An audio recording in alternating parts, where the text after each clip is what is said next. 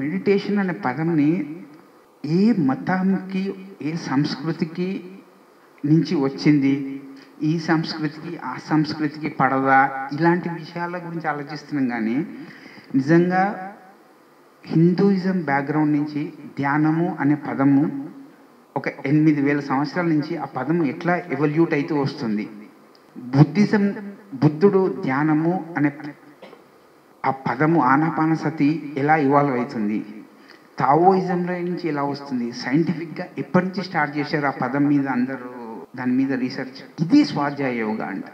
స్వాధ్యాయ యోగా అంటే ఈరోజు భూమి మీద ఉన్న ఆధ్యాత్మిక వాస్తవాలని మనము క్రమం తప్పకుండా చర్చించుకునే దాన్ని స్వాధ్యాయ యోగా అంటాం. ఒక ప్రక్రియ, ఒక సహజమైన ప్రక్రియ మానవాళికి ఎలా ఉపయోగపడుతుంది, ఇది ఎట్లా పురోగతి చెందుతూ ఉంది. దీనికి కావాల్సింది మొట్టమొదటి అవగాహన ఏంటి అంటే, మెడిటేషన్ అనే పదము ఒక లాంగ్ రన్ ప్రాసెస్.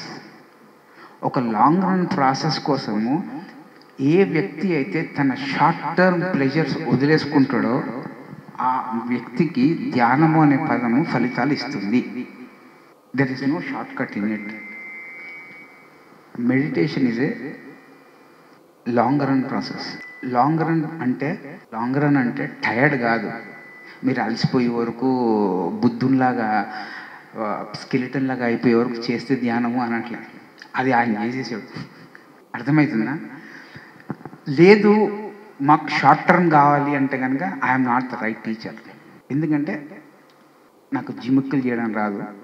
ఈ పుస్తకాలు చదివితే ఒక 7 సంవత్సరాలు పుస్తకాలు చదవడానికి మీరు సాధన చేస్తాడు. నా అనుభవంలో ఆ 7 సంవత్సరాలు మనం చదివిన పుస్తకాలు అరిగించుకోవడానికి ఒక 3 సంవత్సరాలు పడుతుంది. అందరూ పుస్తకాలు చదువుతారు. నా తలకాయ ఈ పుస్తకాలు చదవడం ఒక ఎత్తు, ఆ చదివినవి అరిగించుకోవడం ఇంకొక ఎత్తు. ఎవ్వడు కూడా పుస్తకాలను ఎలా అరిగించుకోవాలో ఎప్పుడు.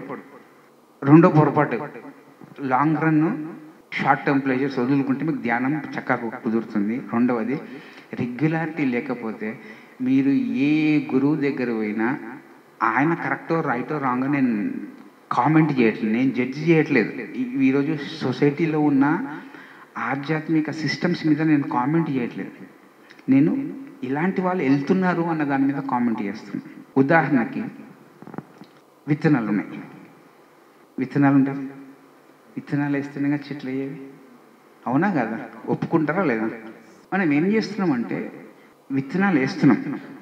ఇంట్లో కాంపౌండ్లో ఇంత ఏరియా ఉంది, విత్తనాలు వేస్తున్నాం. మొబైల్లో టింగ్ అని రింగ్ అయింది. అరే ఆడ విత్తనం వేసినాము, ఆడ సన్లైట్ పడదంట, తీసేసి ఇంకొక దగ్గర వేయరా అన్నాడు ఎవడో ఫోన్లో. వేసిన విత్తనంతో వేసి మళ్ళీ విత్తనం తీసి ఇంకొక దగ్గర పెట్టినాం. మళ్ళా మధ్యాహ్నం 2 గంటలకు ఆంటీ ఫోన్ చేసి, ఏం నాన్న అంత నీడలా పెట్టినావు విత్తనము, ఆ చెట్టు ఏడైతుంది, ఆ పక్కన వచ్చి వాడు ఎత్తుకపోతాడు, నీకు తెలియదు, నేను ఎక్స్పీరియన్స్తో చెప్తున్నా అంటే, అర్రే ఏంది ఈవిడకేమో ఎక్కువ తెలిసినట్టు నాకన్నా మళ్ళా వేసి ఏం చేస్తావు, ఆ విత్తనం తీసి వెనక ప్లేస్లో పోయి పెడతాడు. ఆ నుంచి ఏం చేస్తాడు, పైన ఎవడు చెత్త వేస్తాడు. అరే చెత్త వేస్తే మళ్ళీ ఈ చెట్టు అవుతుందా లేదా అని ఆదో బాధతో అటు అయిపోయింది ఇటు సైడ్ మిగిలింది కదా అని ఇటు పాతి. నువ్వు ఒక రోజులో ఒక విత్తనంని 4 ప్లేసెస్లో నాటింది తీసి ఇంకొక దగ్గర నాటి తీస్తే అది ఏ రోజైనా చెట్టు అయ్యేది అవకాశం ఉందా? మళ్ళీ మీరు యూట్యూబ్లలో పొద్దున ఒక గురువుది చూస్తారు, మధ్యాహ్నం ఒక గురువు యూట్యూబ్ చూస్తారు, సాయంత్రం యూట్యూబ్, పొద్దున యూట్యూబ్, సండే స్పెషల్ ఇంకా 4 యూట్యూబ్లు. అది ఎప్పుడు చెట్టు అవుతుంది? ధ్యానము అనే పదంని నాటిన తర్వాత మీరు నీళ్లు పోయాలా? లేదు తీసేసి వీడు బాగా చెప్తాడంట, ఈయన బాగా చెప్తాడంట, వాడేమో 50 రూపాయలు తక్కువ తీసుకొని చెప్తాడంట, ఇట్లాంటి చోట్లకు పోతే మీకు ధ్యానం అనే పదం మీద మీకు విరక్తి కలుగుతుంది. ఈరోజు మనకు దేని మీదైనా ఎందుకు విరక్తి కలుగుతుంది అంటే మనం చేసే ఇది బిహేవియర్. దయచేసి ఒక విత్తనము నాటితే నాటుతారా లేదా మీరు డిసైడ్ చేసుకోండి. నాటిన తర్వాత దేవుని మొక్కిన భూమిని మొక్కిన ఎవడు కాపాడు. మీరు తర్వాత నాటిన తర్వాత చేయాల్సింది ఏంటంటే రోజు ఒక కప్పు నీళ్లు పోసేదే మీరు ధ్యానము అంటే. అది డెఫినేషన్ ఆఫ్ ధ్యానం. నీళ్ళు పోసేటోళ్ళు ఎవరు కనపడతారు. మేము నాటినాము, విత్తనం నాటినాము, ఆ చెట్టు అయితలేదు, చెట్టు అయితలేదు, చెట్టు అయితలేదు, చెట్టు అయితలేదు, చెట్టు అయితలేదు, చెట్టు అయితలేదు అని కూడా తిరుగుతూనే ఉంటారు భూమి చుట్టూరా. మళ్ళీ టైం చూస్తే 20 సంవత్సరాలు వెళ్ళిపోయి ఉంటాయి. జస్ట్ 20 years మిస్ అయిపోయింటాం. మనము మెడిటేషన్ అనే పదంతో మల్టీ టాస్కింగ్ చేస్తున్నామా, అందరి గురువుల యొక్క మెప్పు పొందడానికి చేస్తున్నామా, నీ గురించి నీకు తెలియడానికి ధ్యానం చేస్తున్నావా? నువ్వు ధ్యానం చేస్తే ఈరోజు భూమి సొసైటీలో ఉన్న గురువులందరూ హ్యాపీ ఫీల్ అవుతారా? చూడండి, మీకు ఫస్ట్ మొట్టమొదటి బేసిక్ ఎందుకు మనం ధ్యానం చేస్తున్నాము, ధ్యానము ఏ బుక్లో లేని నిర్వచనం, నా నిర్వచనం ఏంటి ధ్యానం అనే పదంకి అని ఎప్పుడైనా కూర్చున్నామా ధ్యానంగా? 2040లో ఇది అవుతుంది, 2003లో ఇది అవుతుంది, ఇట్లాంటి తొక్కల విషయాలు, అశాస్త్రీయమైన విషయాలు మాట్లాడతారు. కానీ వై ఒక మనిషి మెడిటేషన్ అనే పదం మీద పరిపూర్ణంగా తెలుసుకోవడానికి పెట్టాల్సిన సాధన చెయ్యట్లేదు? That is what I want to talk today. నేను ట్రై చేశా, అందరికి చెప్తాము. ఏమన్నారు? ఇప్పుడు ఇక్కడికి రాగానే అక్కడ అన్ని ఫోటోలు పెట్టారు, చుట్టూరుగా ఫోటోలు పెట్టారు. గుడికి పోతే అందరు ఫోటోలు పెడతారు కదా, అట్లా ఫోటోలు పెట్టేసి మాకు 95లో ఎవడు చెప్పలేదు అన్నాడు. కూసో, కళ్ళు మూసుకో, పో అన్నాడు. ఏం చెప్పలేదు, కూర్చున్నాం. బాడీ తేలికైంది. ఓ తేలికైందా? అనుభవం ఓకే, బాగుంది. 40 days బాగుంది. 2 years తర్వాత ఎన్నో ప్రశ్నలు వస్తున్నాయి మనసులో, ఎవరిని అడగలేము, ఎవరు లేడు చెప్పేవాడు. అయిపోయింది. అరే ఈ బుక్లో ఆ బుక్లో చదివితే దొరుకుతుందేమో అని ఆ ఓషో బుక్, ఈ ఓషో బుక్ తీసి చదివి చదివి చదివి ఒక బుక్లో పొగుడుతాడు, ఒక బుక్లో తిడుతాడు. ఏంద్ర బాబు, ఈ బుక్లో పొగుడుతున్నాడు, ఈ బుక్లో తిడుతున్నాడు. ఉన్న ప్రశ్నలు పెరుగుతున్నాయి. See, these are all the challenges I have faced. You people may ask, why స్వాధ్యాయ యోగా, ఎందుకు చదవాలి అని. నేను చెప్పేది ఒకటి, స్వాధ్యాయ యోగా అన్నది ఎందుకు పెట్టాము అన్నది ఆ చరిత్ర చెప్పాలి కదా. నాకు నచ్చిన పుస్తకాలు మీరు చదివారు అనుకోండి, మీకు నచ్చుతుందని నేను గ్యారంటీ ఇచ్చినట్టు. నేను ఇవ్వగలను నా guarantee. Can I give any guarantee?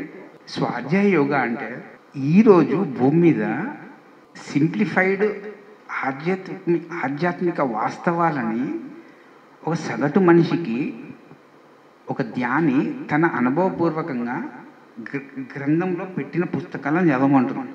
2024లో the best book వచ్చింటుంది, వాడు 1979 బుక్కే చదువుతుంటాడు వాడు.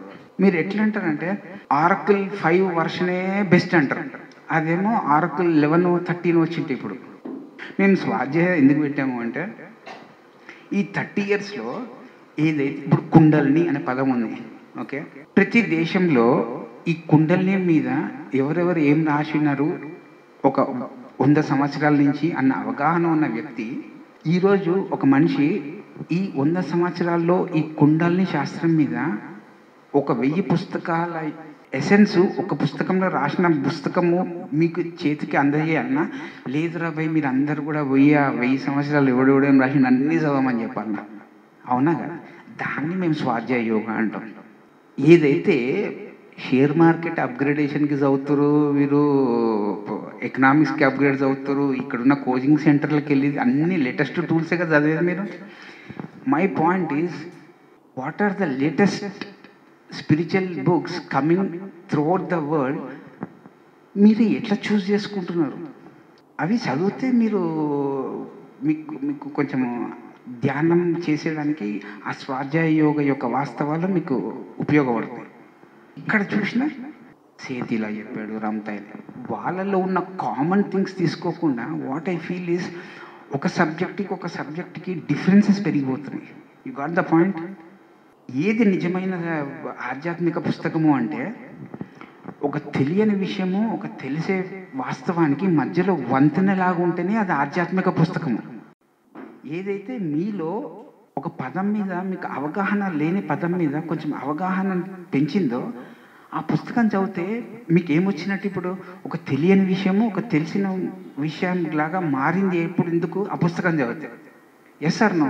అప్పటి వరకు మీరు ఎవరి విషయాలు చెప్తున్నారు?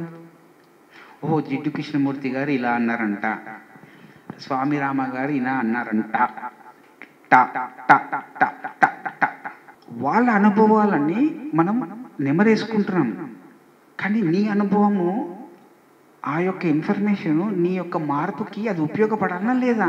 అది ఓన్లీ డేటా లాగా ఇన్ఫర్మేషన్ లాగా ఉంటుందా? నీ యొక్క మార్పుకి ఉపయోగపడుతుందా? మళ్ళీ మార్పుకి ఏడ ఉపయోగపడుతుందండి? మీరు కోవిడ్ వచ్చిపోయిన తర్వాత నుంచి చూడండి, అందరు భగవద్గీత చదవమంటారు. ఇప్పటివరకు భగవద్గీత లేదా? భగవద్గీత ఎప్పటి నుంచో ఉంది, అవునా కదా? ఎవరు చదివితే భగవద్గీత వాళ్ళకి ఎంత అర్థమవుతుందో అంతే అర్థమవుతుంది. నాకు అర్థమైనట్టే ఆయనకు అర్థం కావాలని లేదు భగవద్గీత ఉందా? ఆయన బుక్ కొనుక్కున్నాడా, నేను బుక్ కొనుక్కున్నానా అంతే. ఆయన చదివాడా, నేను చదివాను. నేను చదవకుండా చదివాను అంటే నా పొరపాటు. నేను చదివాను అనుకో, నాకు ఎంత అర్థం కావాలో అంత అర్థమవుతుంది, ఆయనకు ఎట్లా అర్థం కావాలో అట్లా. మన తపన అంతా ఏంది అంటే నాకు అర్థమైనట్టే ఆయనకు అర్థం కావాలి. How is it possible? నాకు ఫస్ట్ ధ్యానంలో నేను కూర్చుంటే నా బాడీ తేలికయింది. ఓకే, నా అనుభవం అది. మీకు ఎలా కనపడాలో అలా కనపడుతున్నప్పుడు కామన్ థింగ్స్ తీసుకుంటామా, నాకు కనపడింది గ్రేటు మీకు కనపడింది గ్రేట్ కాదు అన్నట్టు మాట్లాడతామా?